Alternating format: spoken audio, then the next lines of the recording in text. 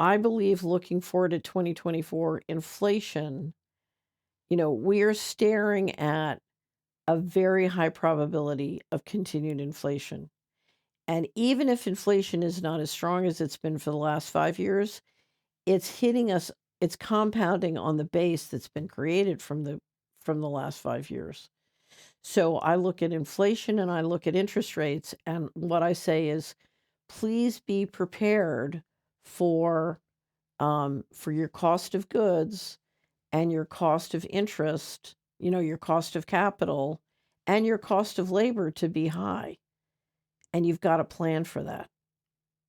So inflation and interest rates are with us. High interest rates are with us. They could get higher. So please be prepared. Yeah, and that includes everywhere, not just your investment portfolio, which we talked about, but in your life, in all aspects of your life, from providing food for your family to doing projects to where you get your water and all the things that you mentioned over time. Right. Those are the real things many times that you can focus on that are within your control. And so that's important to not forget that. Right. I had a very interesting conversation with a business owner who owns many, a fair number of businesses. And one of the things he said to me, and I am always telling people inflation hits your time. Mhm. One of the things he told me is he said, every one of my companies, the people running my companies for me are either sick or dying, or they have, their spouse is sick and dying and they have to take care of them. And he said, you have no idea what it's doing to my schedule. Yeah. Right.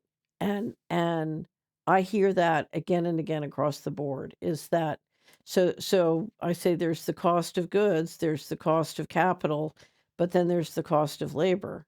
And labor in the United States is really struggling with the rise in disability and death. And with that disability and death, people can't do anything.